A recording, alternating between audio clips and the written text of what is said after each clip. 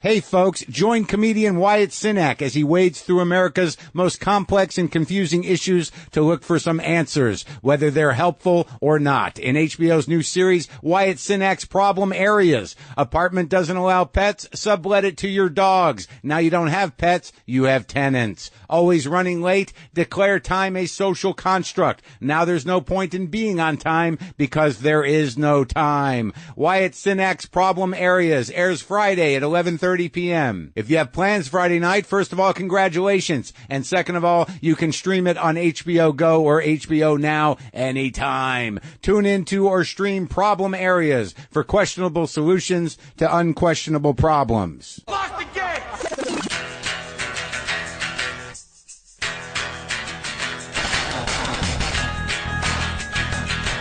All right, let's do this. How are you, what the fuckers, what the fuck buddies, what the fucksters, what the fuckineers? What's happening? I'm Marc Maron. This is my podcast, WTF. I'm in London, England. I'm fiddling with a control knob because I'm festering obsessively about sound. That seems to be the new thing. Why think about the world when I can think about sound? Why think about the horrendous horror of modern life politically and globally when I can just fiddle with a dial? Why don't I just fiddle with a knob? On the show, two doubleheader kinda. Well, I got a short one with the amazing and funny, and I'm always happy to see Louie Anderson, and then the longer one, Aisha Tyler is here. Yeah. So those are good guests for this show, huh? I'm in London. I'm going to do a show tonight. Tonight I'm doing a show. If you haven't got tickets, I think it might have sold out at Royal Festival Hall here in London. I'm very excited. I'm anxious. I found myself kind of spiraling surrounded by yellow pads and Post-its in a airport lounge as in my travels when I was waiting at Kennedy Airport for 7 hours because I got there a little early. I've outdone my mother. It's not 3 hours ahead. I got there 7 hours just to make sure I was settled and actually knew people who worked at the airport by the time I got on the plane. I wanted to build relationships at the airport before I was leaving because I was feeling sort of lonely, and I just, I thought it was important that I get to know the person at Hudson News after going there 3 times for this or that.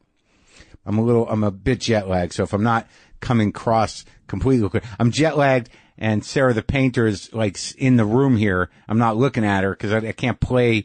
I'm not going to make her an audience. She's doing her work, and this is my work, which is loud, but I'm not even looking back at her because I don't want to feel like I have an audience or that I'm not saying the right thing. See, look, she's pretending like I'm not even here.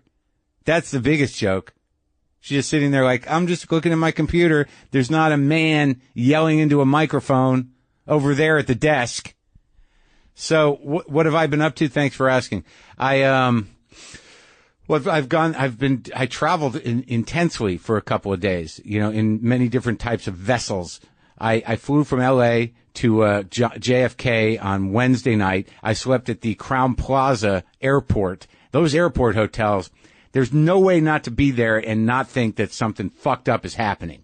Like, what is going on here? What is really happening? Well, I don't know why they're gnarly, but they're maybe it's just people in transit. Maybe I'm projecting. I probably am, but I thought it seemed like there was there seemed to be some Russian collusion going on at the Crowne Plaza outside of Kennedy Airport. I don't know what was happening. There were pilots, and it was a strange glimpse into that moment when I'm checking in, and then you see flight crews checking in, and you realize that is not an easy life. These are the hotels they stay at all the time. So I stayed there a night, then I got up early in the morning. I went back to the airport, rented a Hertz rental car. Sometimes I decide to treat myself well, and I want to rent a nice car. And I thought I had rented like the Infinity smaller SUV because me and Dean Delray had gotten one of those when we did a trip to Colorado. And that's what I thought I was getting. And when I got to the airport, I went to the stall number, and it was a full-on black Cadillac Escalade, a giant car. When I got in it, I'm like, I guess this is what I'm doing. Then I realized, like, wait, should I be driving somebody? Am I picking up a celebrity? Am I looping around? Is maybe Kanye going to get in and I'm going to take him out to Western Massachusetts? Or am I just going to pretend like this is the car that I chose to drive myself around in?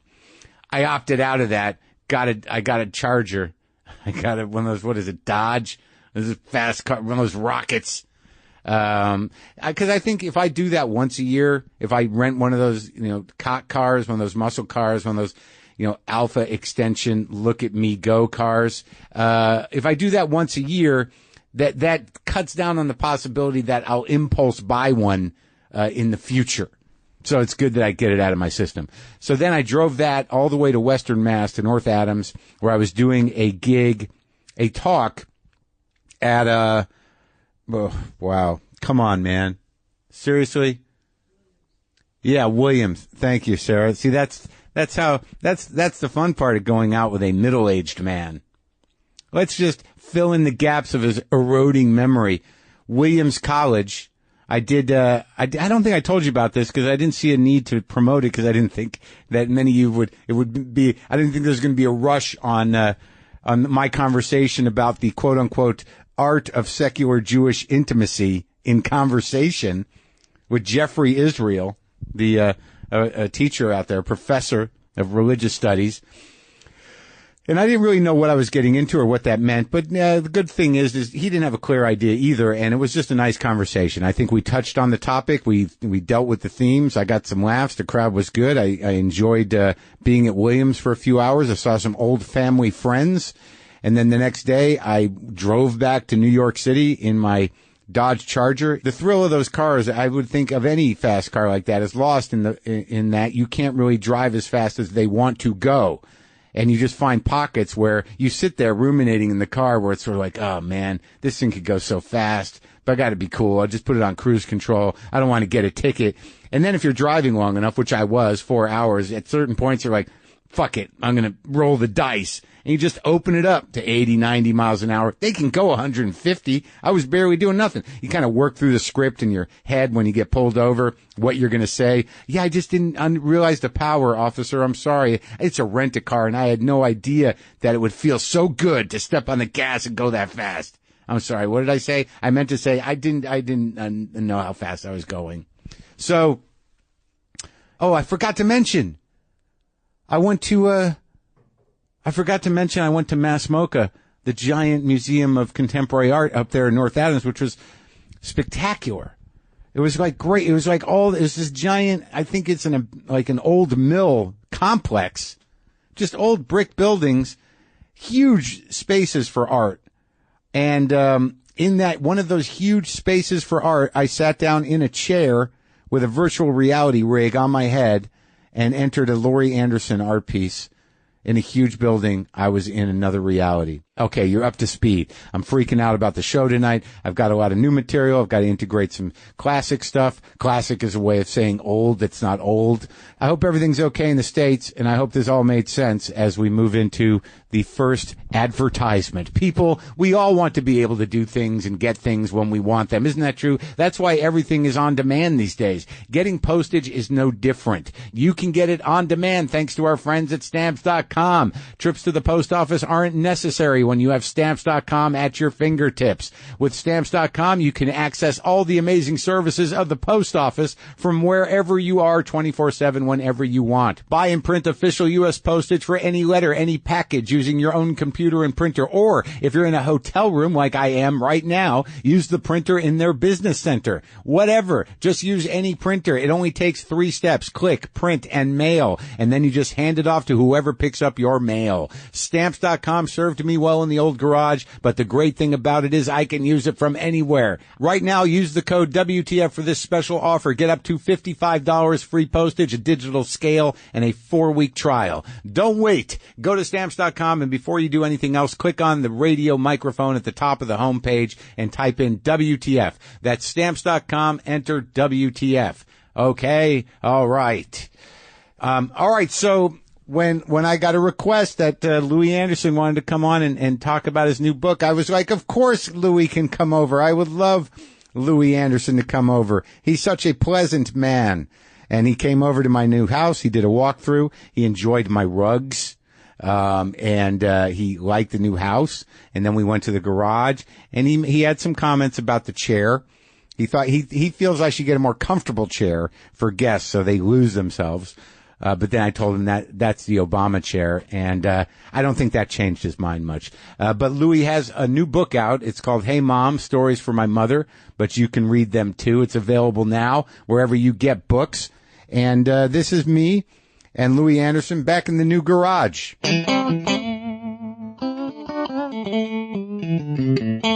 First of all, congratulations on the, what is it, the third season now? Yeah, third season of Baskets. And or as some people say, I love you on Buckets. On Buckets. And last year you won an Emmy, right? First year. The first year I won the Emmy. Then, last year Trump won the Emmy. Trump won? I mean, Baldwin. That's right, Baldwin, that's right. Yeah. But so you did the third season, people love it, and then on the cover you're in drag on the cover of the book. Yeah. Hey Mom. It's good, isn't it? Yeah. That's the episode I won the Emmy for, the Easter brunch episode. Oh yeah. That's great. It was a lot of fun. So how did it come to be? I was overwhelmed one day after playing the part basically. Or feeling it. I started feeling like different about my mom and, cause I'm playing a mom. Yeah. And I went home and I, in my phone wrote, I just started writing a letter to her. Hey Mom, how are you? Yeah. I'm sorry I haven't written for so long. She's been gone for a long time. Yeah. But I talk to her all the time. You do? I talk to people, my dad and my mom. Really? My brothers and sisters. Uh-huh. When you're just at home? When I'm out somewhere, I might go, look at this setup, huh? Right? My dad, look at this setup, huh? You'd need 10 minutes in here, Dad. You could get this all straightened out. He's got a mishmash. I don't know what he's doing with these things. Trying to reach these. It looks Scientology-ish to me. Oh, just trying to. I got obsessed with the sound. But that's your dad, huh? But that's my dad. Look at this setup. What is this? Is this a Craftsman house? They're so dingy and dark, for God's sakes. You got to open up at least part of the roof to get some damn light in. And my mom would go, hey, would you ever consider selling that rug? Yeah. Wow, kid, that's a beauty. So what is that, a 9x12? Is it an 8x6? Yeah. I have a perfect spot for that. If you're ever going to get rid of it, I wish you would just let me know. So your parents exist in you all the time? All the time. I never thought about the practical therapeutic benefits of that. It's good because, I have actually thought, I just was mean to that person, Dad, because of you, because you were mean. Yeah. That's how I got that voice. Yeah. I never was mean. Yeah. You were mean. Then I learned how to be mean, and now I'm mean. But it's really you yelling at the person at the airline. Oh, that's interesting. It's hard to explain that to the person at the airline, but I always have to go back Yeah. as my mother and go, listen, so sorry. I'm so, because it's really true, because I will always go and apologize and go, listen, that wasn't me. That was just, I'm really sorry. I don't know what got into me. Yeah. I'm fat. Yeah. And I'm hungry, and I'm hangry. I'm hangry, which I hate that expression. Hangry. But so that's interesting though. So you're in constant conversation with these parents that have been gone a long time. But your brothers and sisters too? Yeah. They're like not I'll around? say to my brother, we've lost 7, believe it or not, out of 11. Wow. So I'll say, I wish I would have done more to help you. I wish I could have helped you be healthier. I wish I could have saved you. Mm-hmm. Because I have when you grow up in a big family like that, it's kind of like growing up in a commune, Yeah, yeah. Everybody has their place, and you're part of all them. Like I'm part of, my sister Mary, who loved to eat, and my mom, who loved to eat, and I'm part of my dad, who loved to indulge in alcohol. That addiction I have, but I don't compulsively eat anymore. So I feel like I just feel so grateful for that. You feel better, right? Yeah, because I used to I still size up all the food I come across. Like what? I'm at a hotel and they have free a cauldron of pretzels. Yeah. That you can take. Yeah. And then they have a cauldron of cookies next to the cauldron of pretzels. Yeah. I guess for a healthy or a not healthy choice. Right. Yeah. And then they have all the free sodas, juices in a little refrigerator that you can just take. Yeah. Like you can just take it, I say. Yeah.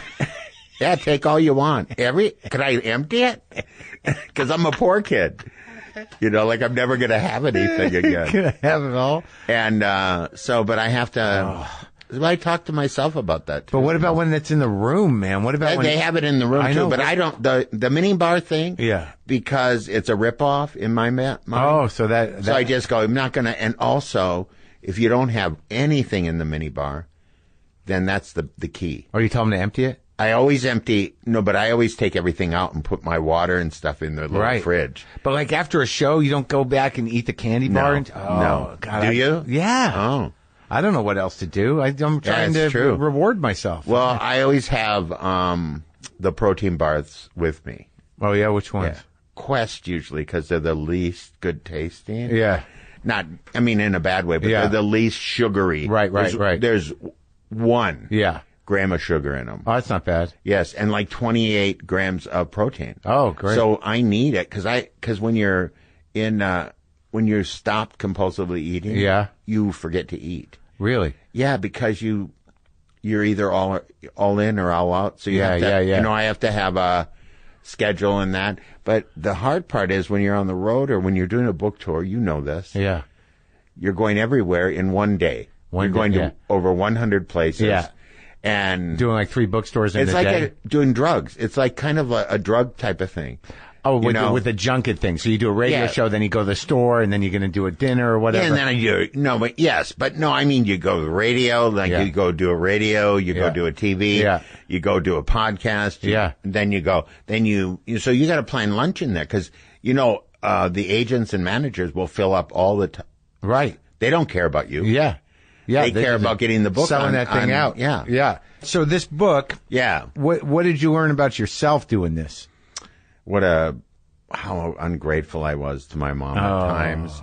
But I also understood that I was good to her too. But I learned mostly, man, you should ask your parents what you want to ask them. Yeah.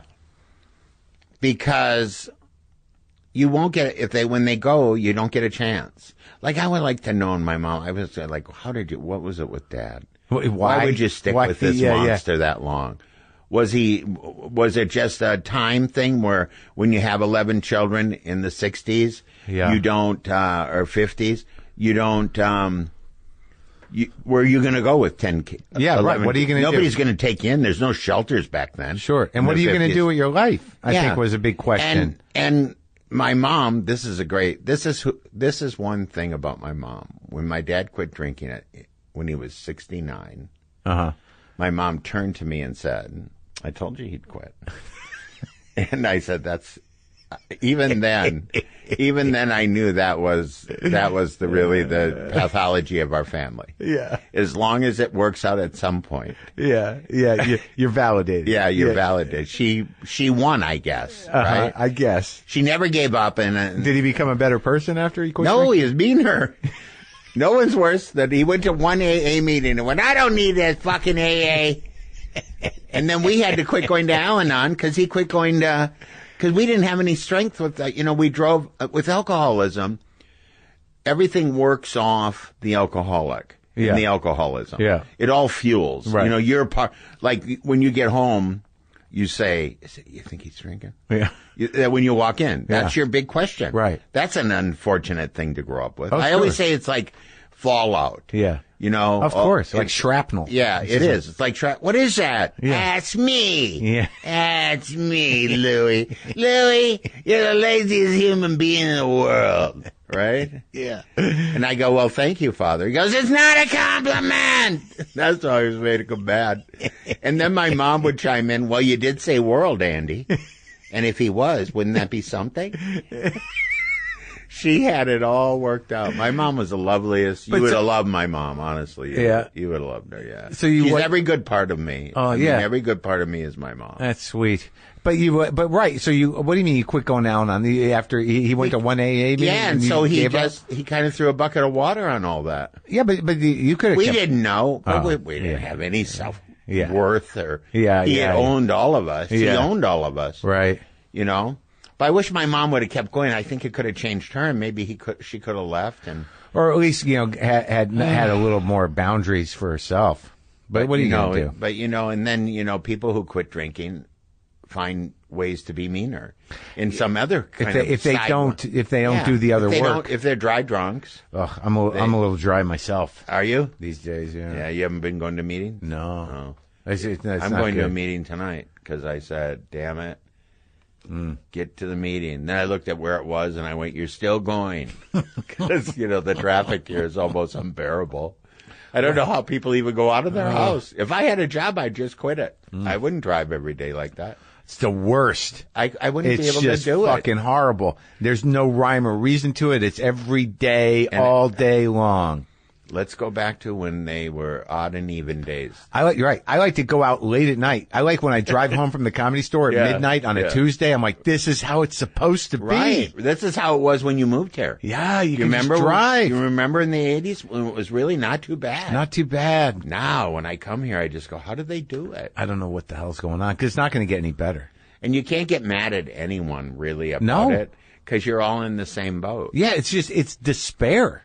Because how does it change? It doesn't change. And that's when you might yell at your mother if you had to be in the car with her. While she was going on those times, my mom would go, well, look at this. Now, what kind of car is that, Louie? Oh, God. Why aren't you angry? Yeah. My mom was just here. I got to read how you handled it. Oh, I don't get along with her as good as I want to. Why don't you become friends with her and stop thinking of her as your mother? That was always the problem. Yes, but you never thought of her as your mother. No. Who are you? Just some lady I grew up with.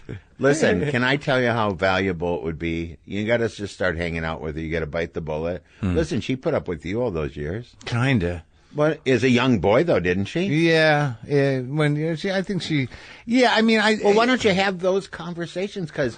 But you got to put out and go to the dinner and sit through it, and you've got to.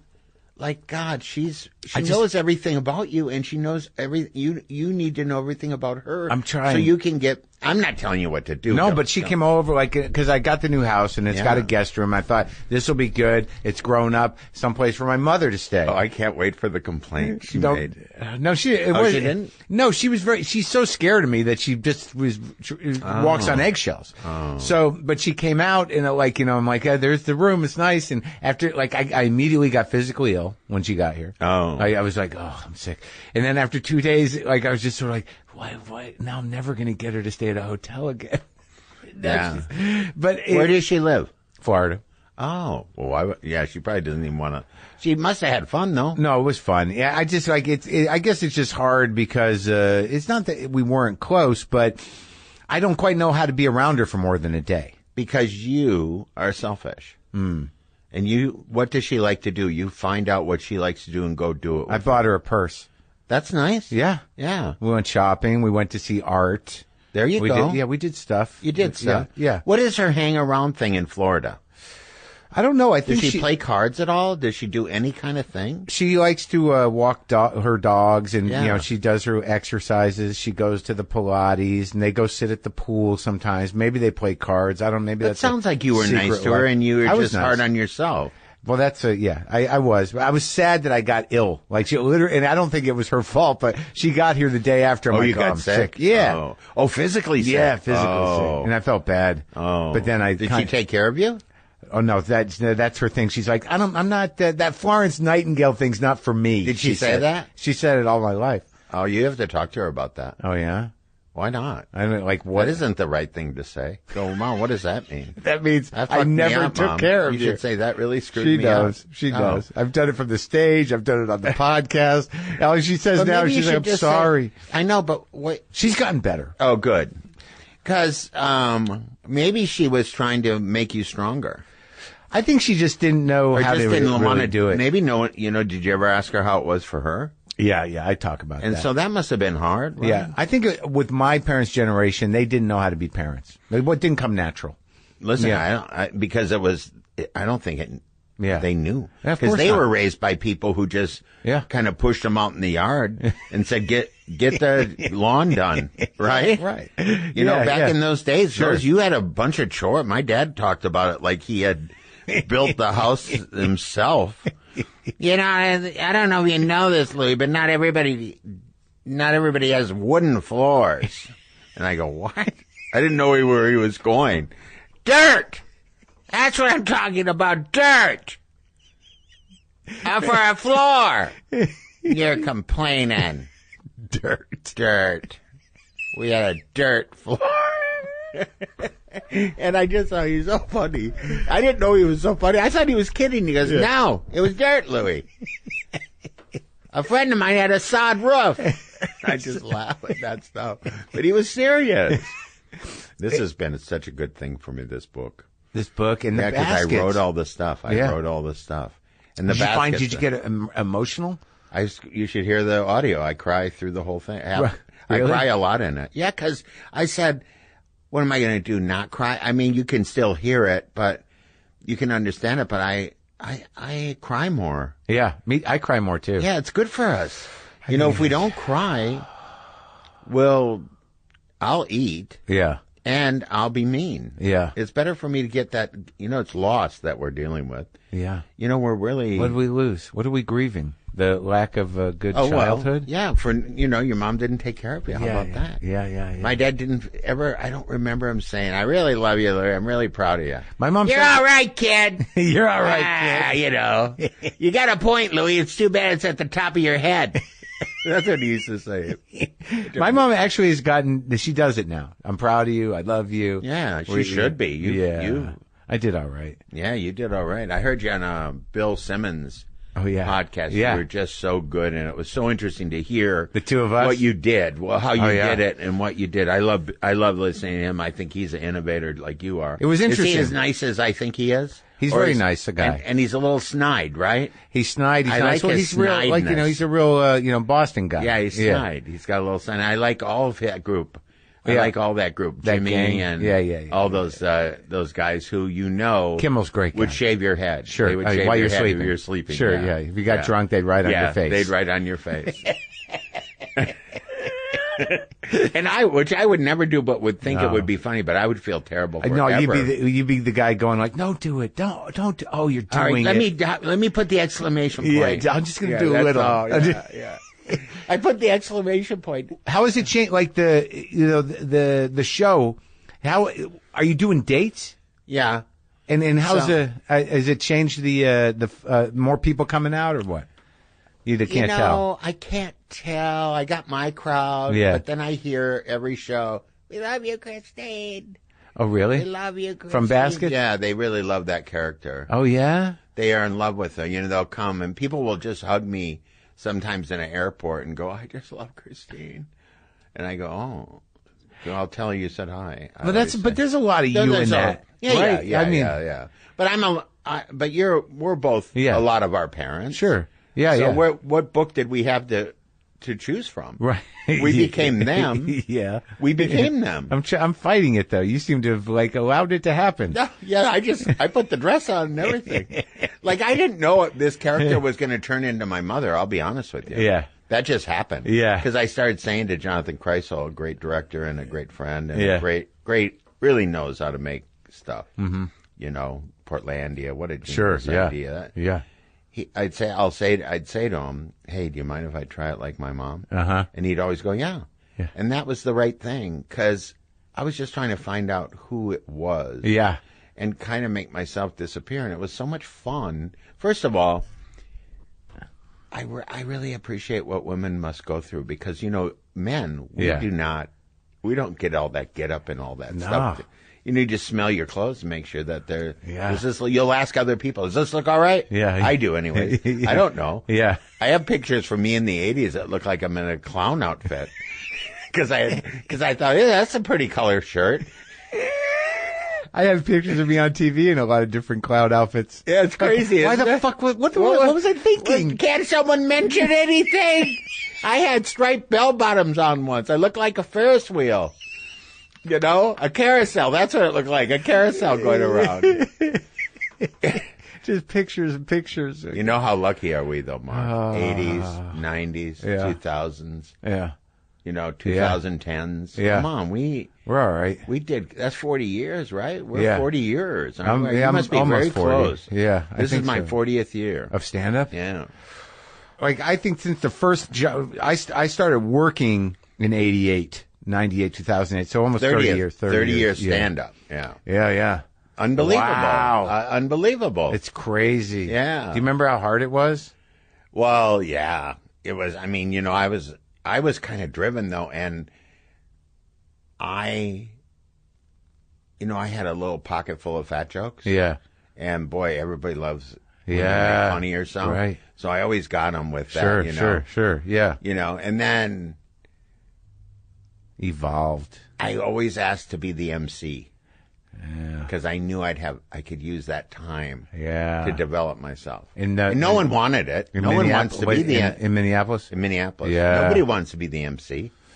I want to because I have that. I could try out, stupid ideas, or they'd come into my head. Oh, do you remember Tom Arnold from up Oh, there? yeah. I just worked with him a couple of weeks ago. I did some benefit or something at the store, and he was on before me, just bringing his. Yeah, he's so great. He's such a study in everything, isn't he? I don't know what's going on, but he basically did, he truncated his one-man show that basically ends with, I think, his dad dying of cancer or something. So he's doing a 12-minute set, and he's got cancer in it at the end. And then I go up next, and I'm like, Jesus Christ! Did you say something? Yeah, of course I did. Of course I did. I said I'm gonna start with cancer, and then with I'm gonna be a baby. Yeah, exactly. I'm not Florence Nightingale. I don't buy that crap. Marc? Yeah. Well, look, I'm excited for you. I'm excited about the book. I'm glad you came by. You make me laugh, and this looks great. It's always great to see you, and thank you for, I wanted to mention. Yes. When I did your podcast last, I had so many comments and people coming up to me about us talking. Oh, that's great. About our dads and our experiences. Oh, yeah. So thank you so much. It helps people. It helps, and it helps us. Yeah, I think so. Yeah. Yeah. I always What? Can you give me your mom's address and I'll send her the book? They sent me 5. Well, let me sign one for her. Okay. Is that okay? Yeah, I'll let you sign this one. Okay. All right. Thanks, Louie. All right. Thank you, Marc. How can you not love Louie Anderson? He cracks me up. When he does his father, it kills me. It fucking kills me. I'm happy that he came by. That was fun. The new book, Hey Mom, Stories for My Mother, but you can read them too. You can get them now. You can see them on baskets. If you get an opportunity to see him do stand-up, do that because he's one of the best. He's a great act, that Louie Anderson. But the way he could just riff as his dad just fucking kills me. Fucking kills me. So, anyone out there wear contact lenses? If you do, listen up. I have a new time-saving trick for you. You can get your contact lens prescription renewed in under 5 minutes using the new app called Simple Contacts. Simple Contacts lets you renew your prescription and reorder your brand of lenses from anywhere in minutes through an online self-guided vision test. Every test is designed and reviewed by doctors, so they're literally bringing the eye doctor's office to your home. Think of how much time you save compared to making an appointment, getting to the eye doctor, taking time off, and all that jazz. Better yet, the contact lens prices are unbeatable. The vision test is only $20 and shipping is free. Just remember, folks, this isn't a replacement for your periodic full eye health exam. Simple Contacts makes sure your current prescription still helps you see 20/20, and with the convenience of savings it provides, you're going to be happy you used it. Best of all, WTF listeners get $30 off of their Simple Contacts order. Just go to simplecontacts.com/WTF and enter the code WTF at checkout. Again, that's simplecontacts.com/WTF. Or just enter WTF at checkout for $30 off your contacts, okay? Okay. So, Aisha Tyler, I think this is it's the first long form that I've done with her in the garage. We did a live one, but that seemed fairly informative, as I recall, but it was nice to see her because she seems to be going through a bit of a life change, which is a nice way of saying crisis. It's code. It's sort of like, unprecedented. Unprecedented means fucked up. Change, I think a lot of times means crisis, but it's still change and you get through the crisis and you're happy it changed. You dig? Right? Okay. So Aisha, has, just made her directorial debut, Axis. It's a film. It's available now on digital download and on-demand providers. She's also back on the new season of Archer, starting Wednesday, April 25th on FXX. This is me and Aisha in the garage at the new place. So where'd you come in from? Where do you? I live in LA, Los Feliz.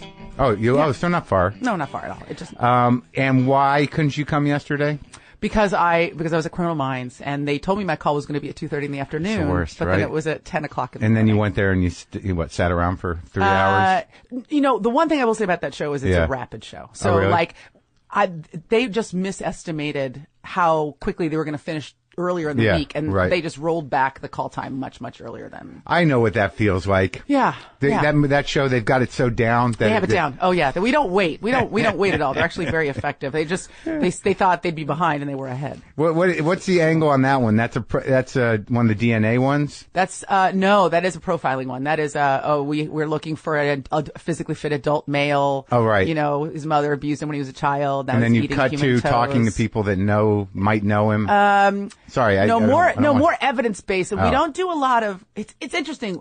We rarely interview friends and family of the unsub because we don't know who the unsub is. This is a guy we don't know. Okay, so we're just trying to draw a sketch of this guy, like a psychological sketch of this guy. So we talk to the victims, and we look at the evidence, and the evidence tells us who the guy is. And then you look at each other, going, And then we do a lot of knowing looks right before we cut to commercial. Absolutely, and then we get a composite sketch. But you've been doing that show forever, right? Just 3. The show's been on for 13 years, but I've been there for 3. 3's a long time. Does it have any does doing that kind of show have any impact on the way you think in real life or do anything? God, that's a really interesting question. I mean, I just would wonder because some people find those kind of shows so fascinating and they're very popular. All those criminal shows, because there's some sort of you're solving something. Yes, but when you do a show, it's just bits and pieces and you show up for your scene. Yeah, exactly. But you're I not wonder, getting a global take on how to profile. You don't know how to do it. Criminal. If you couldn't get a job in the real Justice Department? No, maybe not. I could probably stand around outside welcoming people they have the equivalent of a Walmart greeter. Oh, but that's what you should do. You should do a movie where you're actually the real Aisha Tyler is stuck in a situation where you're like, wait, I'm on a show where we do this. Why am I doing this now? I can solve this. This is ridiculous. Yeah, I can solve this. I do think this. I do think that doing this show, I play a psychologist on the show, and I am curious about psychiatry and psychology. Are you? Yeah, really curious about it. So maybe Have you ever gone to one? I have. Yes, I do go to therapy now. You do? Which is not a big black thing, by the way. Not a big thing with my people, but Why is that, do you think? I just think for a long time it felt like a luxury of the wealthy. If you had the luxury of sitting around gazing at your navel and contemplating, your inner makeup, that was something that you did because you had, time and leisure and money. Exactly. But black people are just trying to get, feed their families. You don't think it's sort of keep it in the family while you're telling a stranger? There might be some of that, but I think it's all bound up in the luxury of class. Do you know what I mean? You're in a class where you have the time. Black people have problems, sure, but you have real present threats outside. That's Someone's right. trying to kill you. Yeah. So you don't want to think about your more subtle psychological threats. Yes, exactly. Luxury problem. Exactly. So when did you start going? But black people could use therapy. We could all use. We're all suffering from PTSD. We could use a lot of therapy. I think a lot of people can use therapy, but I think that the industry of therapy doesn't always do itself. There's no.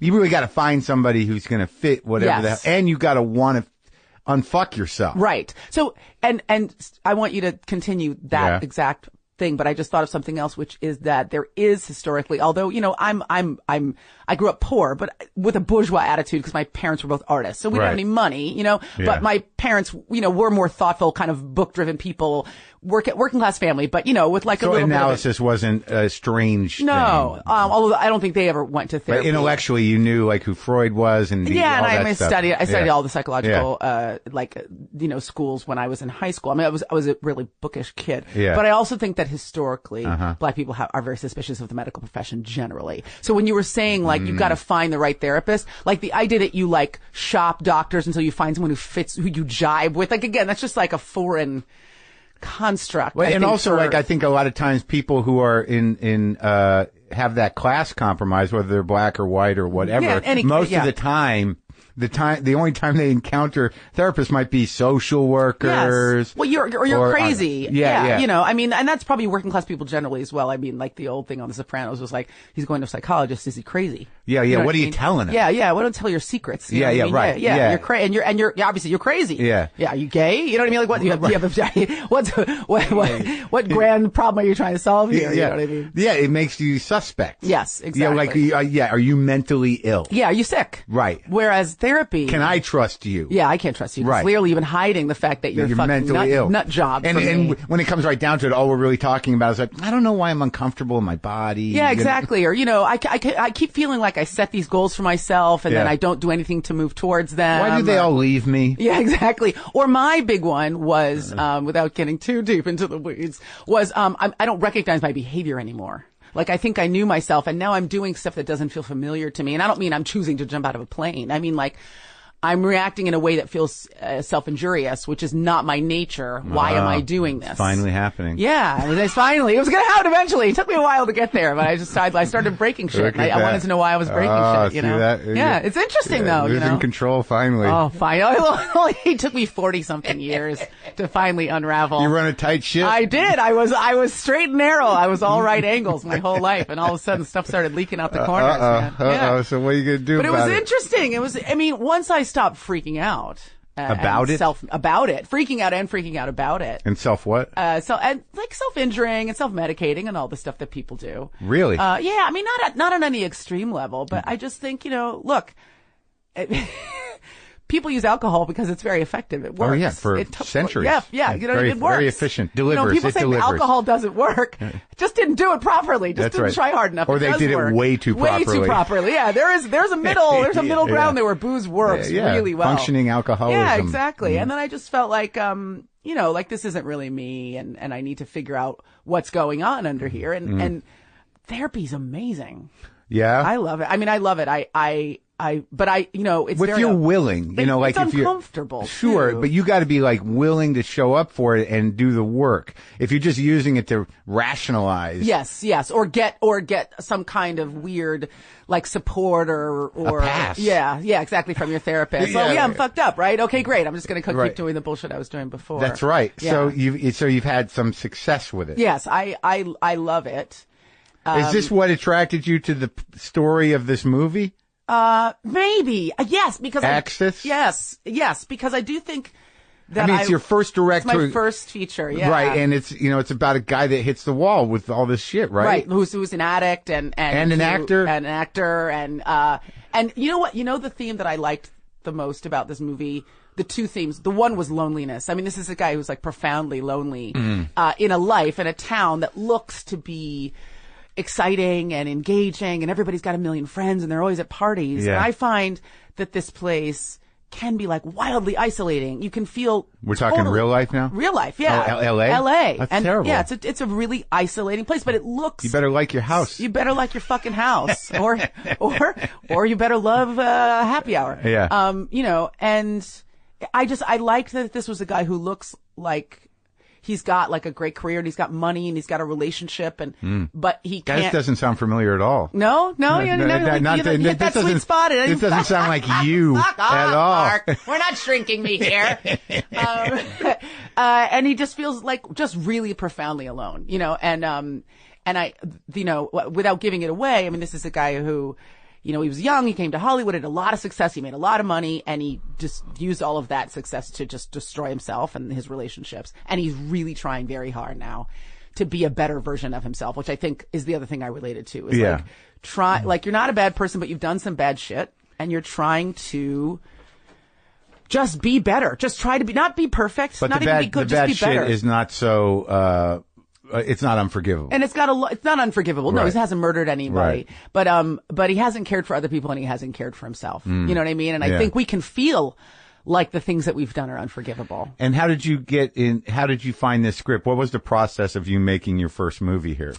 Oh God. Because like when I talk to people, about making films or about like, championing films or, sort of ushering them through the process. It could take years. And I'm like, it's not going to happen for me. Yeah. That's not a quick enough delivery. I need answers. Well, but also like sort of like maybe it'll get into festivals. Right. Maybe it won't. You just like the whole life of it at every turn. It's you could just end up with unknown. this thing that you have in your house. Yes. An albatross. You spent a decade working on. Yeah, exactly. Like an unfinished painting that no one will ever see. Absolutely. Or even if it's finished. Yeah, still no one's going to see it. Right. No one's ever going to see it.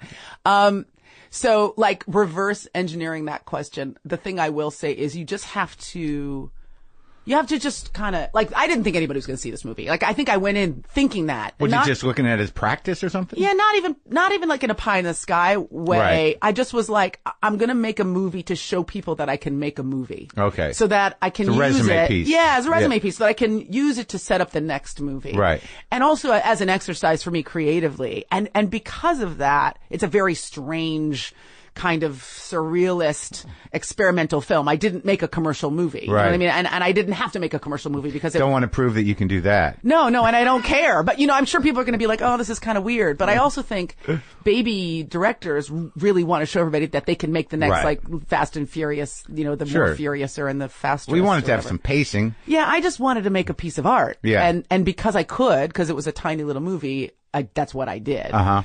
How'd you meet the screen how'd you get the script? So I, it's talking about that murky period, that murky therapeutic period that I was going through. So wait, now what are you sober? Is that what you're saying? Are you sober. trying to tell me? I love booze. I still love booze. No, it's just that I went through a period where like my life felt like a burden to me. Like like things that I had that I'd always wanted started to feel like a burden. Like my house felt like a burden. I sold it. I don't own a home anymore. You married? Not married anymore. Is this all around the same time? It all kind of happened around the same time. Yeah. I got rid of about like 70% of my belongings. I just wanted, I didn't want any stuff. Well, did this all happen like it was over time. It was over, it was over a period of time. You got rid of the house. I got rid of the house. The husband's gone. I got a divorce. And then I moved into a place that was like maybe, a quarter the size of my house, and I got rid of all my shit. So like a cat, you just like in a smaller place, it feels comfortable, you see. Yeah, I can see all my manageable. shit. It's around me. I can see it all. And I don't feel like I need to work to support my lifestyle. You know what I mean? Good. Like, so you can stop chasing your ass just to get your nut. Yeah, and I can just make interesting stuff. I quit one of my jobs. I was on a very successful daytime talk show for 6 years. I left that. Left the talk at the end of my contract. You did that on your choice. Yeah. Yeah. Those are big things. Big things. Big changes. I like change. I like dynamism. But it sounds like that it wasn't just about you. You felt like it was expanding too much. Your life got too big in a way. Yeah, and that my energy was going into things that I was putting my energy into things I didn't want to put my energy into. And that's not a statement about my marriage, but the other thing, I wanted to make art, but I couldn't because my energy was going out to like pay bills and keep a big house and also doing a lot of mainstream stuff. Mm-hmm, that didn't feel like radical to me. But you were making good living. Making money, and money is nice, but it's not. Wow. It's not the most interesting. It's a big change. Yeah, it was big. It was like a big. I'm a different person now. That's crazy. Which is really interesting. And I guess also. Are you freaking out? Yeah, I freak out sometimes. Yeah, but the freaking out is interesting too. Well, good. No, I'm happy for you. You know what I mean? You finally let go. I just remember one period, something. I mean, I was gripping shit pretty tightly. God, Marc, you've known me a long time. Go fuck yourself. What do you like a part of it is like, you just start to think like, is the rest of my life just going to be driving in a nice car to a nice job where someone makes me eggs and then I go out and I do this nice job and then I get back in my terrible. car. There's a lot of people right now that are really everybody feeling bad out there's for you. rolling their eyes. Yes, I'm a dick. I agree with you. Poor girl. I agree. But like, how can you do anything? How can you do anything interesting if you're not having interesting experiences? I agree with you.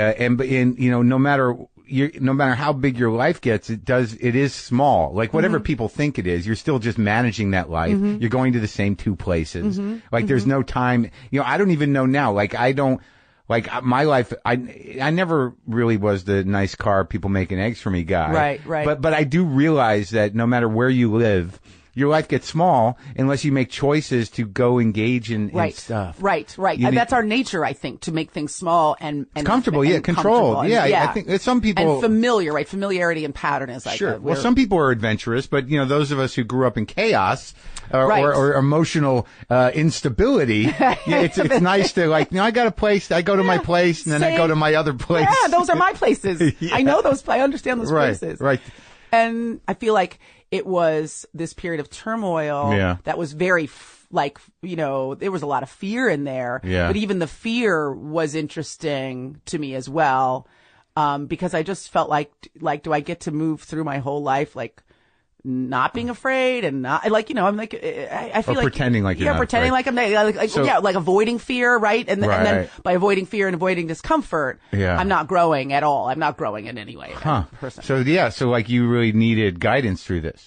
And the therapy was there to help me figure out the feelings that were kind of a big miasma. So you didn't completely lose it. And then she was like, okay, so you're afraid. So what are you afraid of? I was like, these things. I was like, but that's not necessarily a reason not to do A or B. Right. As long as I know that I'm going into it and the fear is just a natural aspect of being human, because we're terrified all the time. Yeah, even more now. Yeah, more as you get older. I'm running out of time. More in this political climate. More in this world. Although I keep reminding myself that people have survived through much more dangerous and frightening times than this one. It's not that this couldn't get more frightening. Give them time, yeah. You know what I mean? I can drive my nice car around LA and I'm not afraid someone's going to turn a fire hose on me. Right. You know what I mean? Yeah, and I can speak out online and I don't think anyone's going to come take my shit. Yeah. So, then it's a responsibility to do those things, to speak out and to observe and to point out that this is an irrational time and we should be careful. Yeah, exactly. Yeah. And be, get each other's backs. Yes.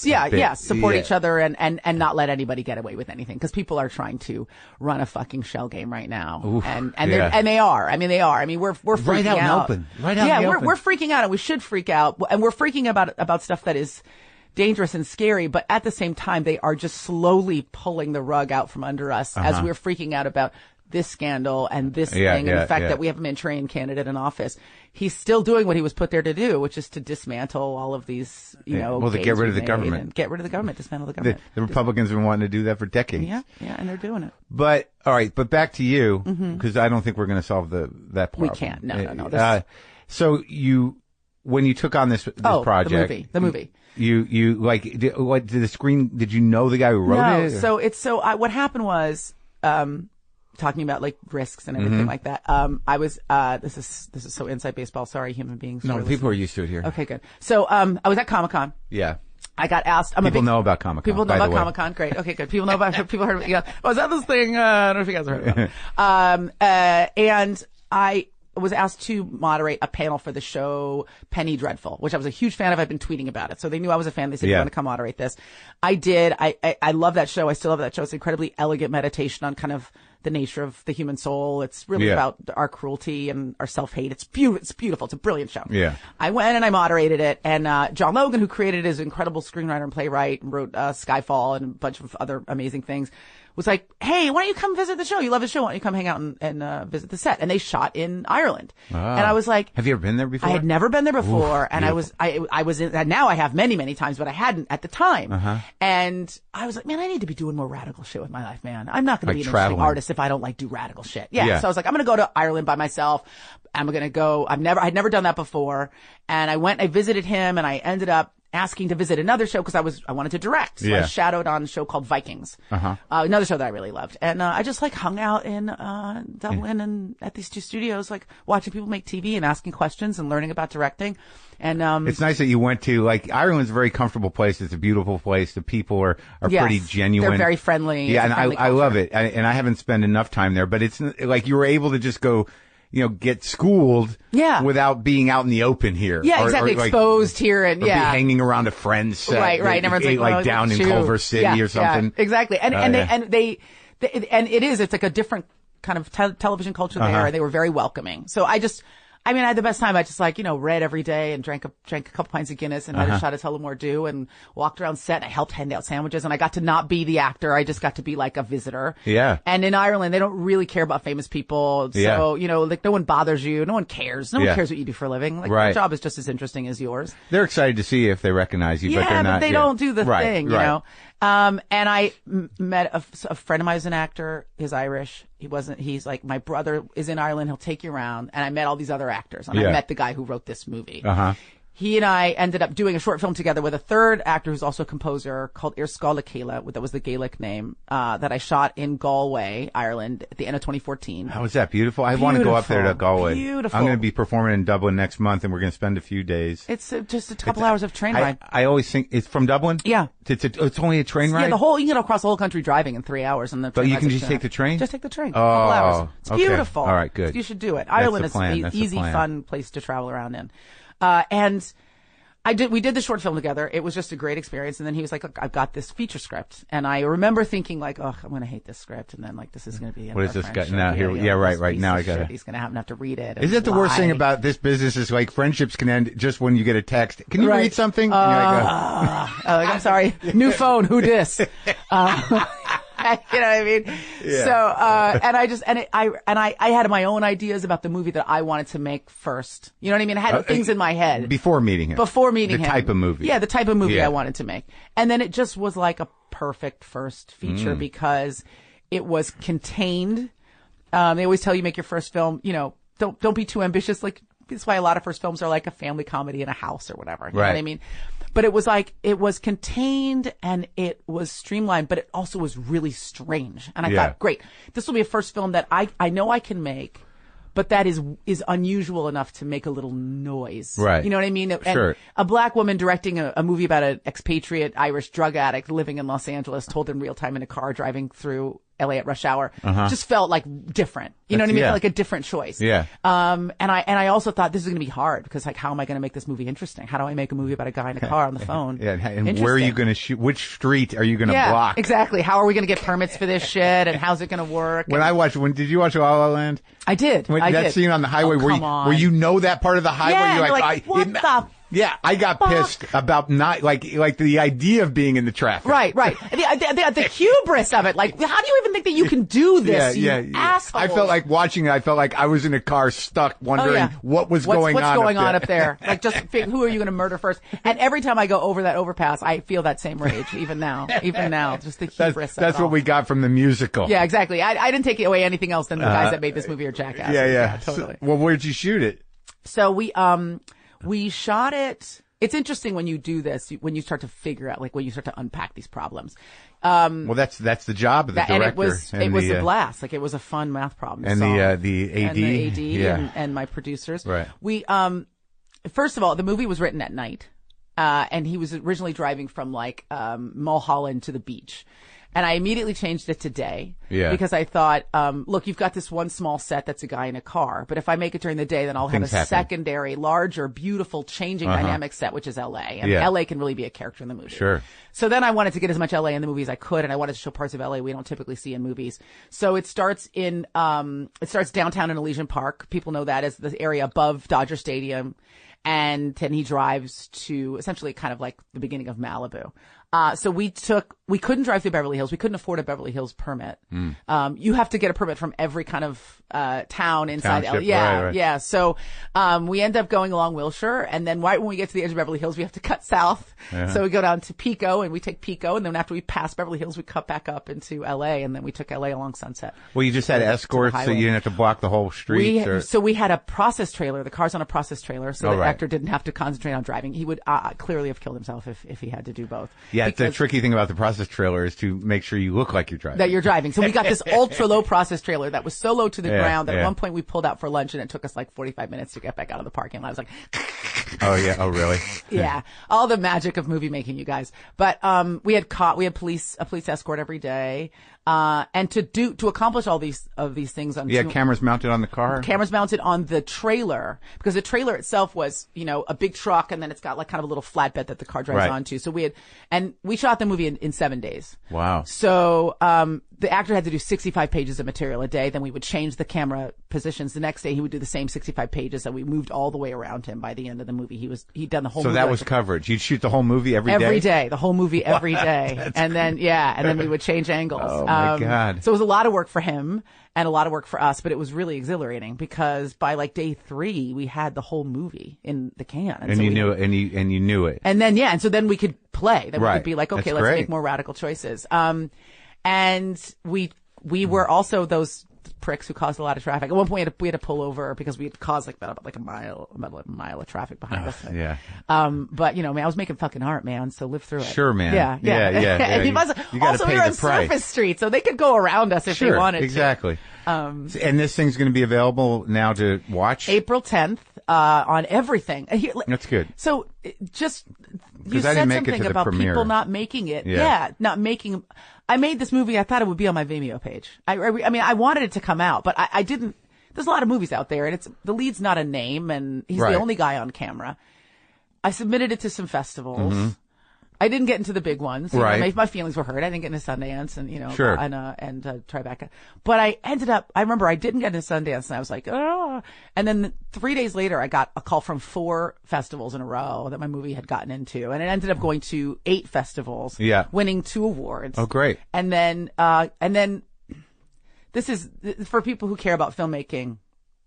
I had this tiny movie and I had a distributor who was going to try to sell it.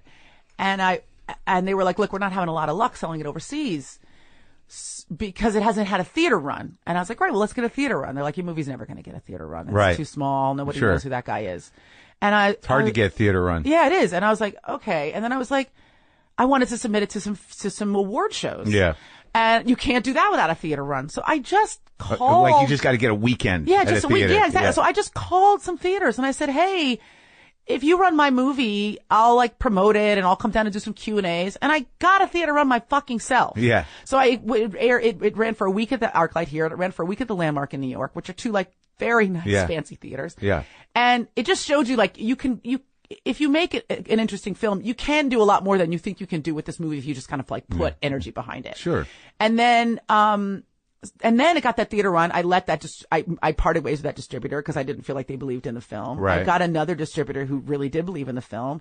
And now it's not just going to be on iTunes. It's going to be on like Amazon, Vudu, Fandango, on demand on your TV. You just dial it in on your cable service provider. And that came through this distributor. Through another distributor who just got Netflix the movie. No, not Netflix because Netflix That's just a pays separate you deal. once, Yeah. and then You can't- but this way, I mean, this is I know. Yeah, There's you know the no deal. residual. There's no upside for your movie. On Netflix? Yeah, I mean, unless they get behind it, unless they make it. Sure, yeah. Sure, right. But if they buy it, and it's a great platform, and I love Netflix. Sure, but buy it my could next get movie. lost. Make my next movie, please, Netflix. Have you asked them? No, I haven't met with them yet. But Right. and I love Netflix. But Yeah.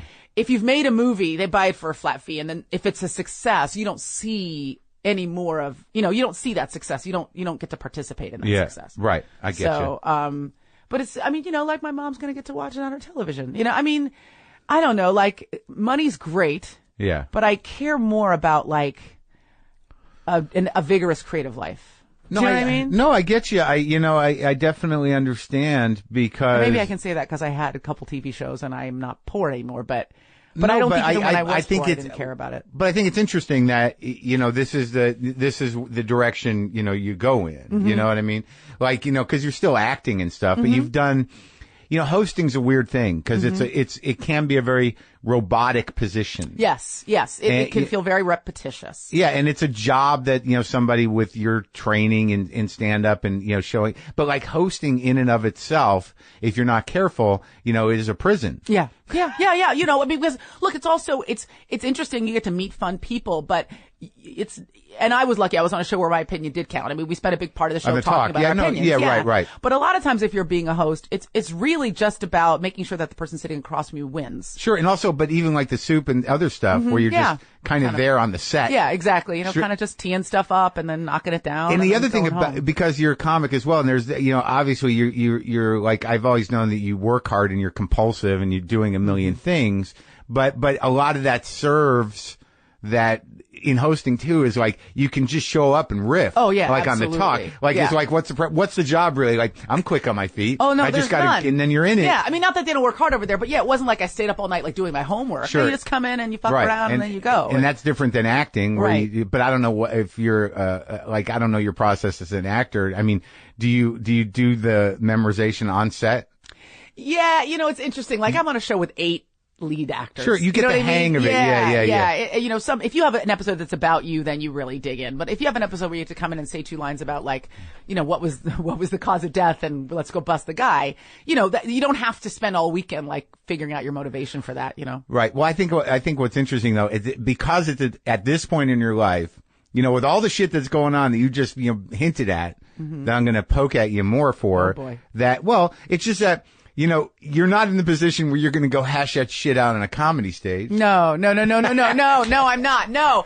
And, you Which know, I think would be great. I'm handicapped right now as a comic. I'm really hamstrung because it's been a long time. Well, I took I only intended to take a year off, and it's been about 5, which just, you know, came from having to get up at 5 a.m. and then not wanting to be on stage at midnight. You know what I mean? I just couldn't of course. do both things. Not because I didn't love it, and I do miss it. But I you know, look, the thing that's great about comedy and the thing that transforms all of us as comedians is when you have real shit to work out on stage and like real shit happens up there. Sounds like you got some. And I got some real shit to work out. But you chose a therapist. Okay. I am doing it in therapy because you want to hide it from the I public. want to hide my wounds, my festering wounds from the general public. Yeah. And it'll, you know, I will say this, like, I loved being married. I was married for 25 years to an extraordinary person who remains an extraordinary person. And the marriage didn't end because anybody was bad. But, and because of that, I really feel very protective of that. A lot of times what people do when a relationship ends is they dissect the relationship and they parse it out and they get down to the cells and they rip it apart, themselves apart and the other person apart. But I don't feel the need to do that because that's not how the relationship ended. Yeah. And in some ways I feel very protective of the relationship and of him. And so It ended. I mean, it ended. I love that guy. I'm always going to love him. And I it wasn't like a scorched earth thing. I was with him since I was a teenager. Do you know what I mean? It was more than, 19.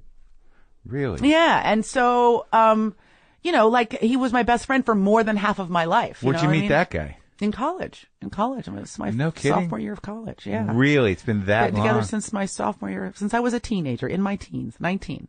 Wow. So, you know, so much of who I am as a person came out of, you know, growing up with that person in my life. And I don't want to do the thing where I get on stage and turn it into, you know. Right. Well, that's tricky. You know or turn it into like, you know, you have to have a point of view on it. Yeah. And being diplomatic is not that funny. No, it's not funny. He's a great guy and great guy. Thanks, guy. Yeah. No one wants to hear that shit either. You know, they want to.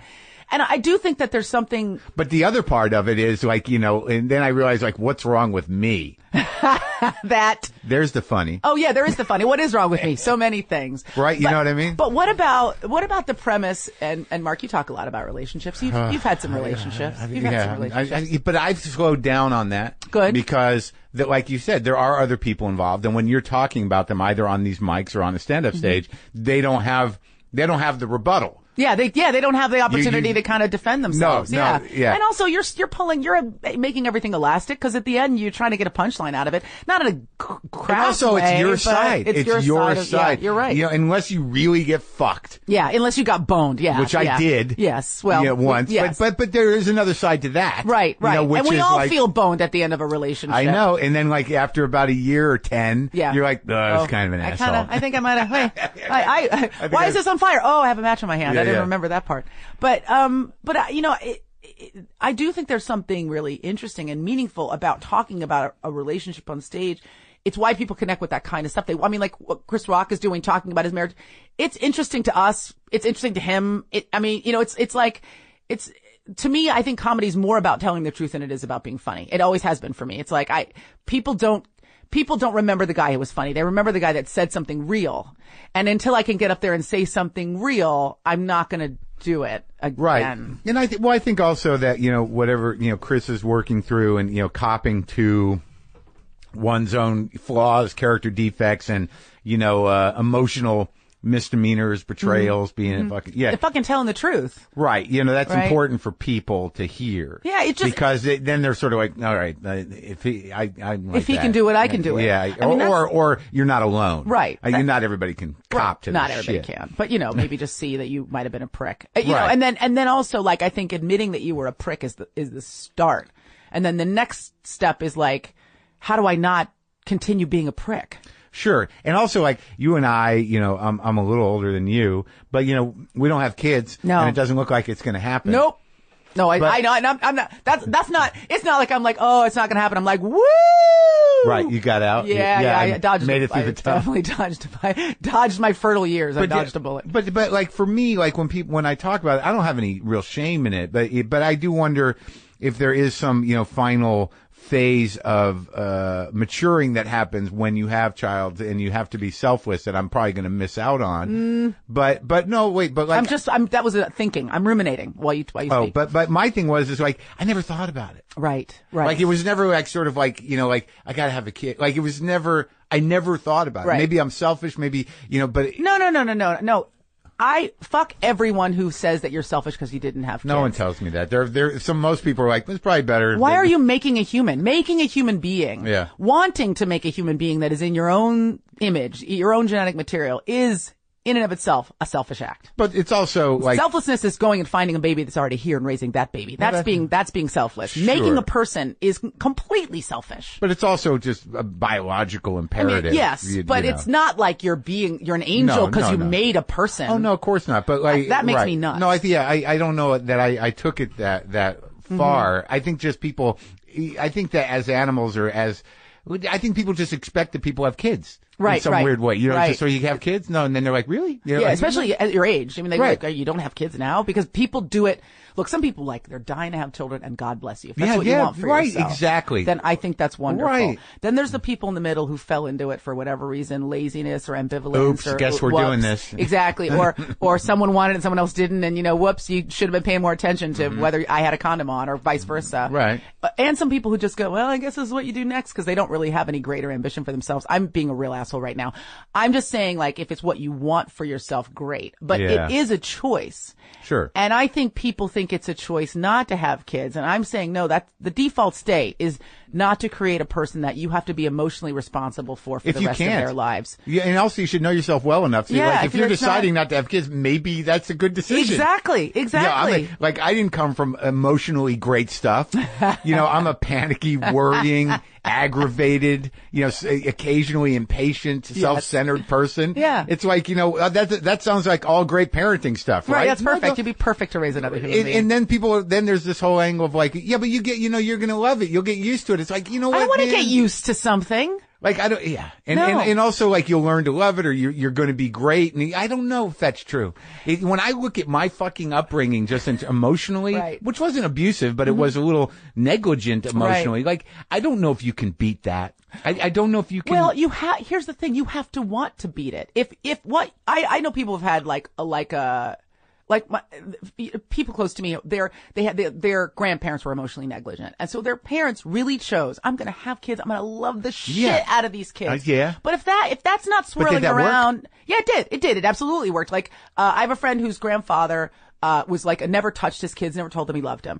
His son hugged his kids every day, told them they loved him every day, was wildly loving. He reversed that pattern. Yeah. And his kids, felt that and saw it and knew that he wanted them to know that he loved them deeply. And he didn't just say it, he showed it in his actions. He really broke that pattern. Wow. But good cognitive work. Yes. He saw, and he never went to therapy. He just saw what was wrong with his parental relationship and he fixed it in his own life. But he found it in himself. He's capable of loving. He was capable of it. But he chose it every day, I think. He had to choose it. He had to choose it every day. Right. But again, sounds like a job. And if you have to, that's something you have to want for yourself. If you were like, I'm going to fix what my parents did. With spite. With cruelty.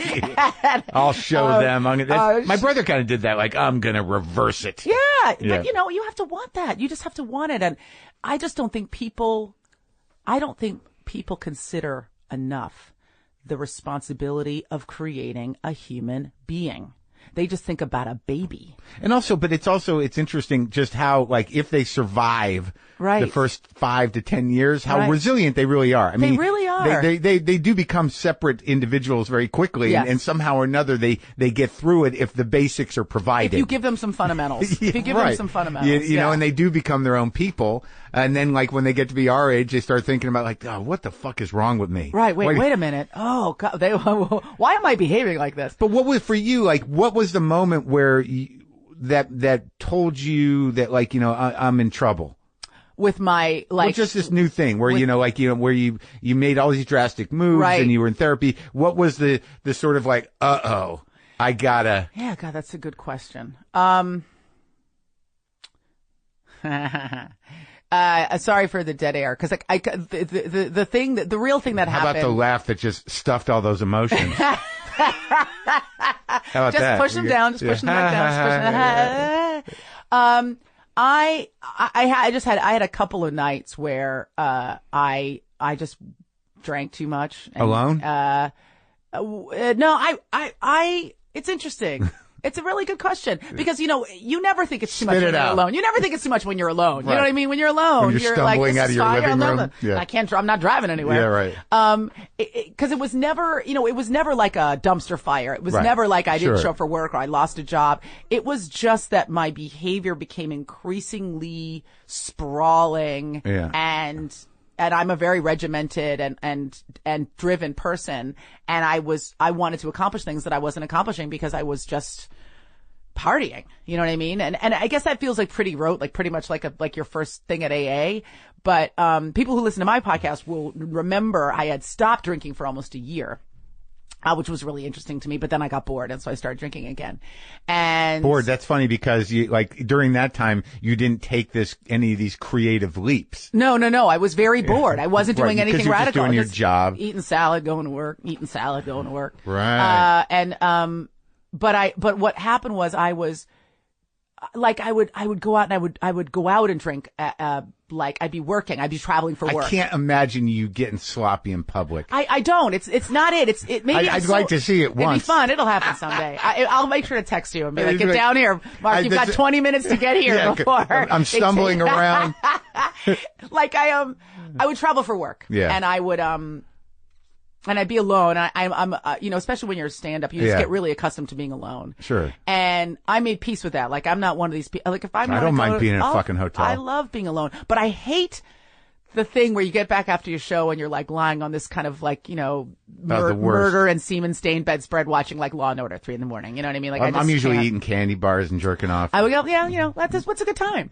Yeah, but that's like a 7-minute enterprise. You know what I mean? It's not going to take up the entire evening. And then you're watching Law and Order. Yeah. I would go and get like these big cups of bar mix, like these, you know, from the bar. And you're a savory person? I'm a savory person, not a sweet person. Yeah. And then I would get, I'd go to the store, I'd buy like a shitty bottle of Sauvignon Blanc, and it'd just be like $3.30, which making your own bar. Sad, you know, just sitting there, just watching Law and Order, I'm eating off my, bar mix off my chest, and so I was like, this isn't interesting to me, so I'd start going out by myself. Okay, so you didn't think like this is the life? No, it wasn't that. I'd go out by myself. Like I'm only going to be on this planet one time. Like I can't spend a third of it in a shitty hotel room with bar mix on your chest. On my chest. Yeah. So I'd go out and I'd drink. I'd go to bars and I'd meet people and I'd drink. And it just started to feel like I was I was closing a bar at 2 a.m. by myself. Yeah. And that just didn't feel good either. You know what I mean? And it would be fun and it'd be funny and then it would be sad. That's the worst. So I stopped doing that. All the passing friends, people who recognized you, the people you were talking to, they've all gone home. Yeah, you know, like the people like I love you on Talk Soup, and then you're still sitting there chatting to the bartender. Yeah, it's like it's funny. It's kind of funny, and then it's like it's like funny like Ray LaMontagne. No, like it's a little sad. You know, funny, a little sad. You know what I mean? And I thought, I'm trying to find excitement in the wrong ways and in the wrong places, when what I really want is more dynamism in my life overall. And like sitting at a bar at 2 a.m. is not really truly dynamic because no art is coming out of it. Nothing interesting is coming out of it. Well, yeah, other than maybe a sad story. Sad story, but it's a story that's been told. It's not, I haven't put a spin on it. Right. You know what I mean? Yeah, no, it could have gotten worse. Yeah, it could have gotten much worse. And I could see how that pattern could turn into something really destructive. Well, that's the thing about people like, you know, who are fundamentally, you know, for me, like when I was doing drugs, there was I had an agreement with myself, you know, like if I ever started to lose my mind, right, you know, I would stop. Right. And usually you don't know that. And No, you're in it. How did can happen, you? right. But like I would imagine that, you know, you did have a line for yourself and, you know, that you didn't end up in, compromising situations. Yes, exactly. Or, something that would affect my hireability, or something that would affect my personal safety, my physical and safety. Your soul. And my soul. Because you're a pretty guarded person. You're hiding some little girl in there. Aren't we all? I don't know if we all are. I know you are. She's in there.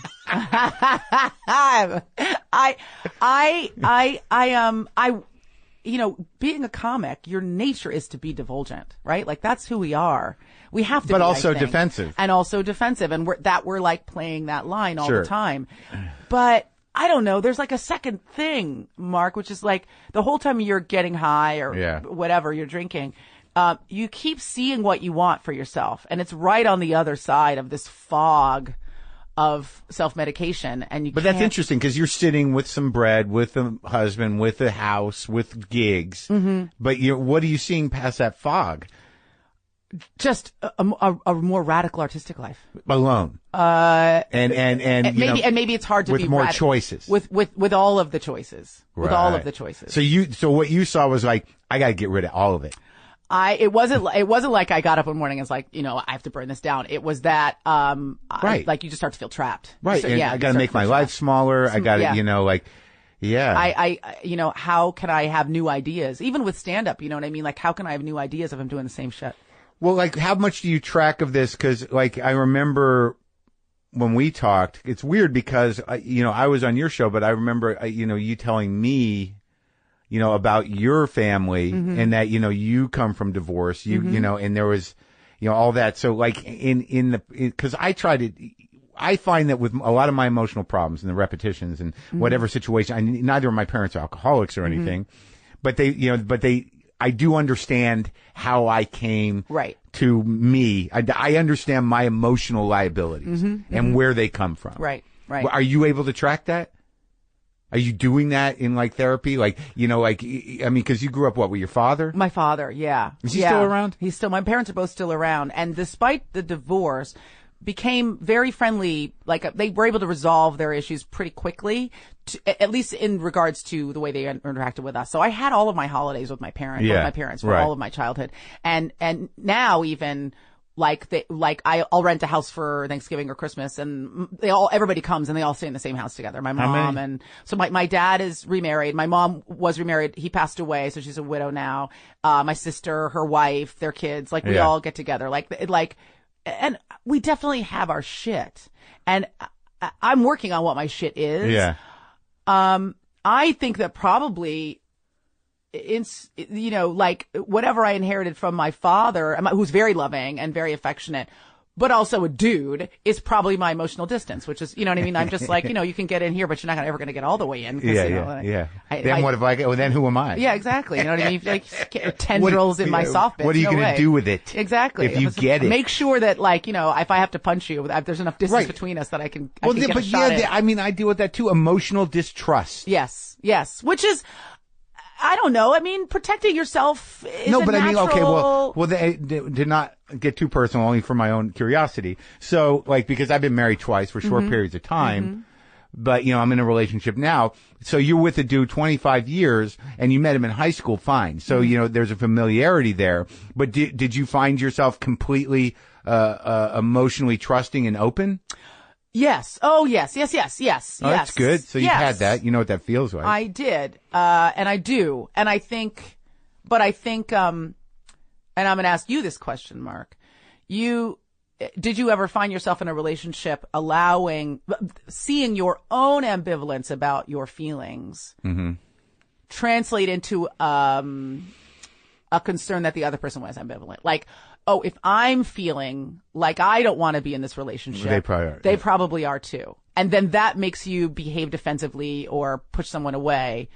But prophylactically, essentially. No, I get that, but that's the old trick. I don't, it's really like, I don't have the guts. But rather than your suspicion of them, like, I'm not lovable, no, I get they that, don't love me. It's like, if I feel like I might not want to be here, the likelihood is that they feel that way as well. But my experience is that translates to, I don't have the guts to end this. Right. So.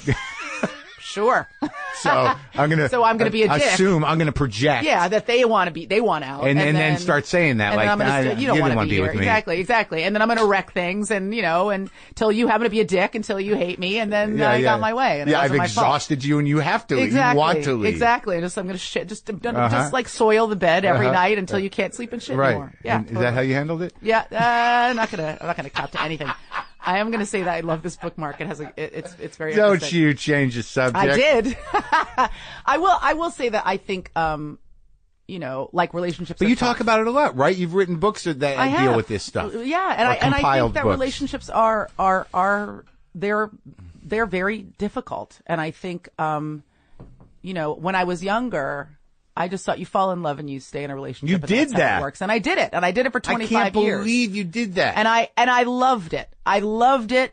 And I endorse it wholeheartedly. I also wonder, though, if how realistic or how natural it is to be with one human being for your entire adult life. Of course, I get that, but like, look where you are now. Like, you're free, and you gave your life, you committed, and you liked it, but you're with someone. Like, you're like in college. Yeah, I'm back at like 23. I hit the reset button. And now, like, like, who knows? Like, are you who knows dating? What's gonna happen? All right. How long has it been since you got split up? 3 years. Yeah, it's hard. It takes a while to get over.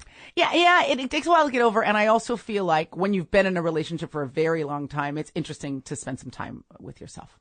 Right.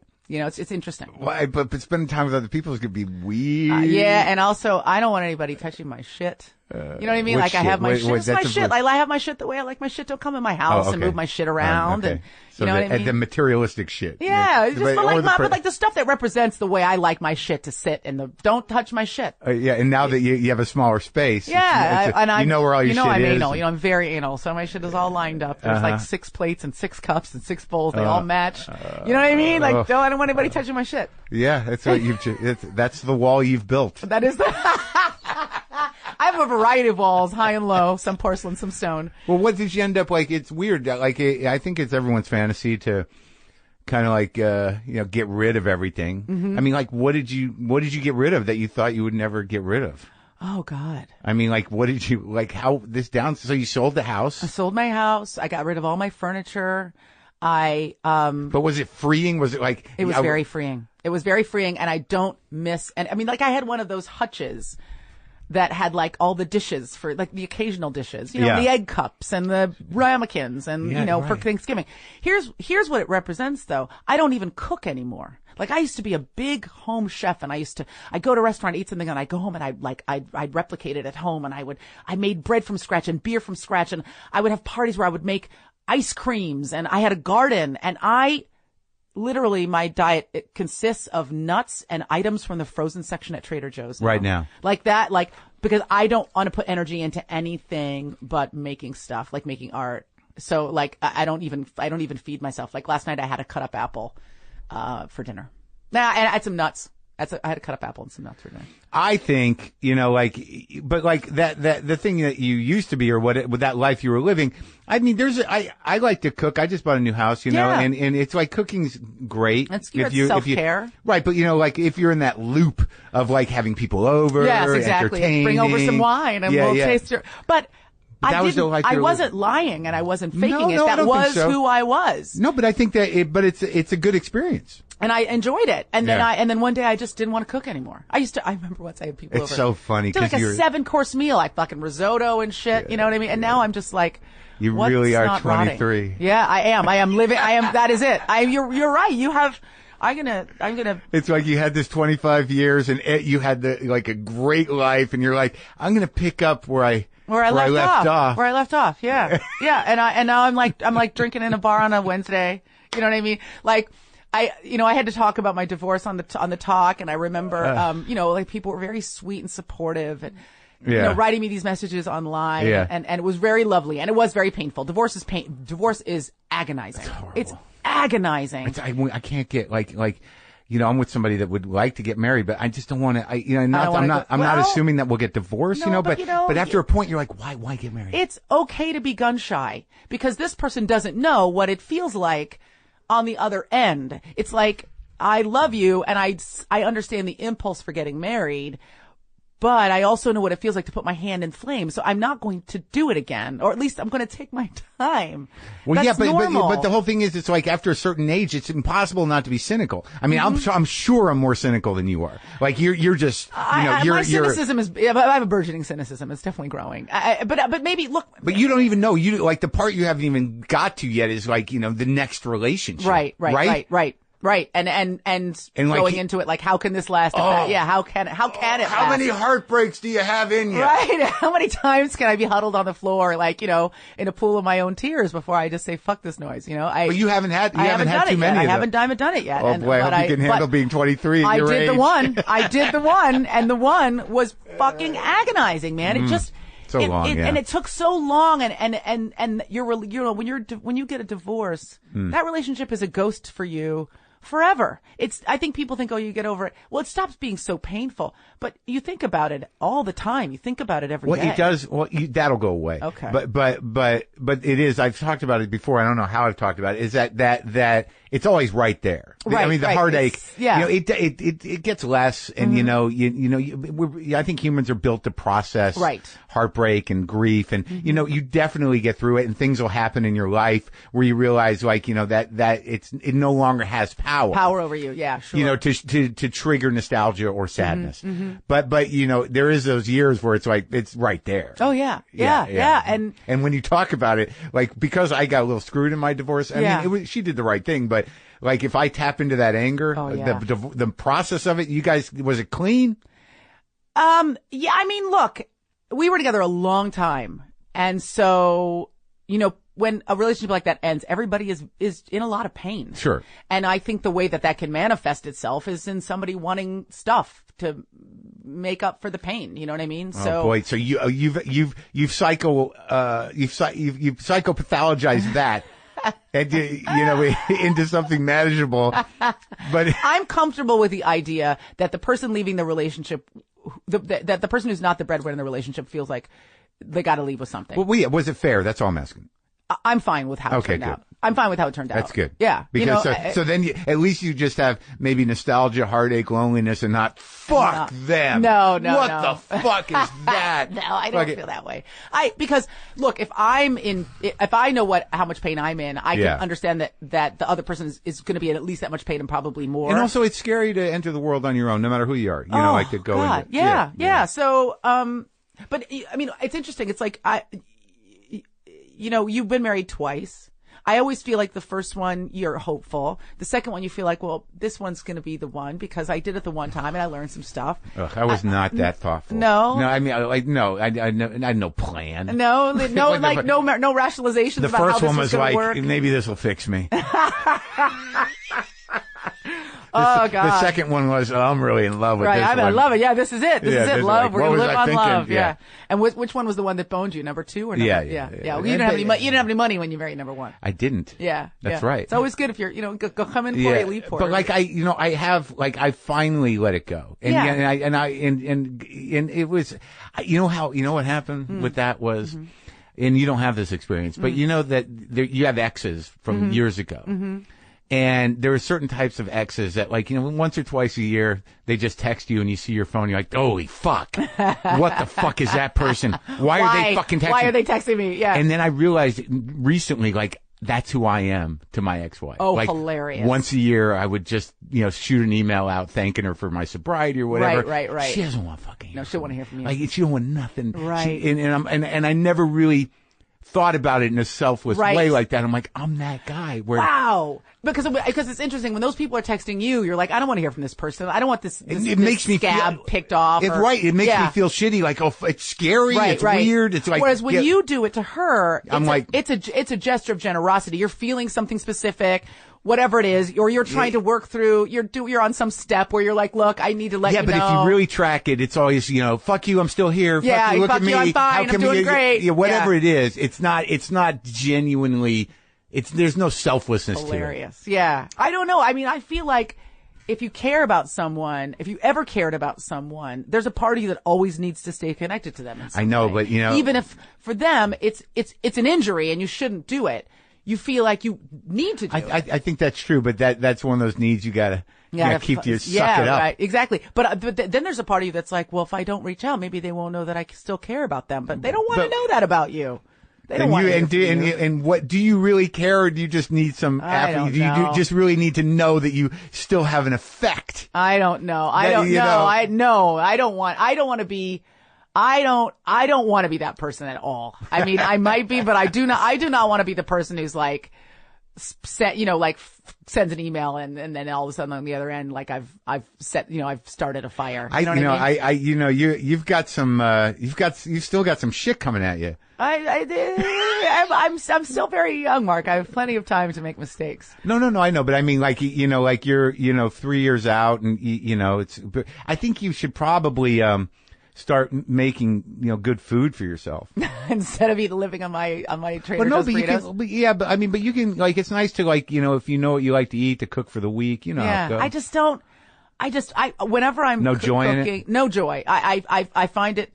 I'm gonna be like Howard Hughes or something like that. Just like kind of sitting up at night scribbling with my long fingernails in my urine-stained pajamas. No. I just, whenever I cook, I just feel like this is keeping me from doing stuff that I really want to do. Well, okay, so you keep talking about this. So you made this movie, and it's been, a year since you made it? Yeah, so I made this movie. It has been, I finished it, it's 2018. Jeez. So I finished at the beginning of 2017, January. Right. It went to festivals all last year. Right. And now it's coming out on April 10th. And you still do Archer? I still do Archer. What's that, 900 seasons already? Yeah, we're in season 9.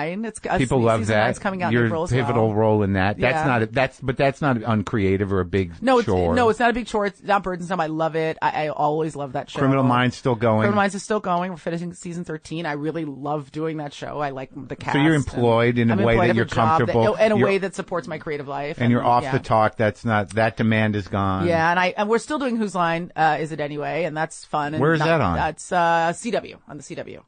And I think that's it's weekly back this summer. How many do we typically do 22, and I think this season they've got so many banked that maybe there's only going to be 13. It's weird because you live in this world of network television that network television is so it's so spread out now. It's crazy. It's crazy. And you have all these jobs, and they're none of them are on the same network. Yeah, and it's just sort of all over, and they all have their audiences, right? And they don't really dovetail, right? There's no bend for these shows at all. It's interesting. And then I just wrote it. I finished a script that I'm getting. I'm a movie prepared, script. Yeah, a movie script that I'm prepared to direct. And then my little company. I have a little company. It's just essentially me and my assistant, but I'm buying 2 things to adapt, and I'm just books. One's you option books. One's a life story, and then one is a series of books. So for series or for movies? Hopefully one will be a movie, and the other one I don't know yet, because I have to explore what it needs to look like. Which it's just neat to be in that place now, making stuff, and I have a booze company coming out, so clearly I'm not sober. A booze company? I have a spirits company. I started a line of ready to drink cocktails. So what are you trying to do? I don't know. World domination, Mark. Ready to drink cocktails. So how is that helping the world? It's helping me. You know what? This is a real problem that I solved, and I'll tell you right now. Yeah. When I was moving back into my bachelorette phase, I would come home after work and I would want a drink, and I would just want one drink. And I didn't want to pound a beer or have a shot. I wanted one well-made, delicious cocktail. Mm-hmm. And I didn't want to make it because it made a big mess. And as I've already illustrated, I hate doing things. Yeah. So, I'd make it, and I'd get out my rye glass and my stir and all that shit. It's sticky and everything. Yeah. So I started batching them in these bottles. I'd make a bottle of Negronis, and I'd keep it in my fridge. So I could just pour out one drink at that night, like a classy lady. This is so close to an AA qualification. It probably is. It probably is.